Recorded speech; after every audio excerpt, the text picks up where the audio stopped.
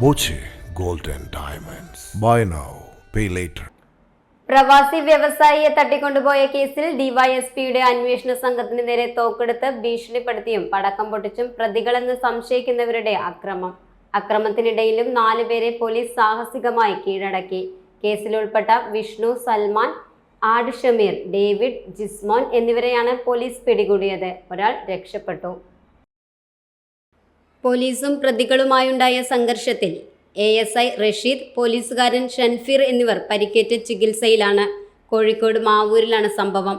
സംഘത്തിൽ ഉൾപ്പെട്ട പ്രധാന പ്രതികളെല്ലാം കോഴിക്കോട് എത്തിയെന്ന വിവരത്തെ തുടർന്നാണ് അന്വേഷണ സംഘം കോഴിക്കോടെത്തിയത്. രാവിലെ 8 മണിയോടെയായിരുന്നു സംഭവം.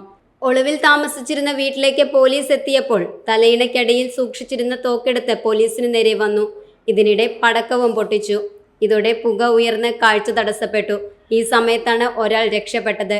വിഷ്ണു സൽമാനാണ് കേസിലെ പ്രധാന പ്രതിയെന്ന് പോലീസിന് മുമ്പ് തന്നെ വിവരം ലഭിച്ചിരുന്നു.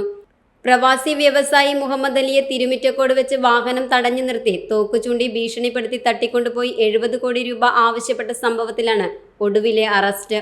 മുഹമ്മദ് അലിയുടെ അടുത്ത ബന്ധുവായ മലപ്പുറം പൂങ്ങോട് സ്വദേശിയാണ് മുഖ്യ സൂത്രധാരനെന്നും അന്വേഷണ സംഘം നേരത്തെ കണ്ടെത്തിയിരുന്നു. ഇയാൾ വിദേശത്ത് കഴിയുന്ന ചിലർക്കാണ് കൊട്ടേഷൻ നൽകിയിരുന്നതെന്നും ഇവരുടെ നിർദ്ദേശപ്രകാരമാണ് വ്യത്യസ്ത സംഘങ്ങൾ നാട്ടിൽ കാര്യങ്ങൾ ഏകോപിപ്പിച്ചതെന്നും അന്വേഷണ സംഘം അറിയിച്ചു. 2025 ഡിസംബർ 6-ന് കൊച്ചി വിമാനത്താവളത്തിലേക്കുള്ള യാത്രയ്ക്കിടെ മുഹമ്മദ് അലി സഞ്ചരിച്ചിരുന്ന ആഡംബര കാർ പിന്തുടർന്ന സംഘമാണ് തിരുമിറ്റക്കോട് വെച്ച് ആക്രമിച്ച് കസ്റ്റഡിയിലെടുത്തത്. നേരത്തെ കേസിൽ 20 പേരെ അറസ്റ്റ് ചെയ്തിട്ടുണ്ട്. ഇതോടെ 24 പേർ അറസ്റ്റിലായി. Time kids pre school, Mannannur road, Vaniyamkulam. .View news. കാഴ്ചകളാണ് ലോകം, കണ്ടു തുടങ്ങുക.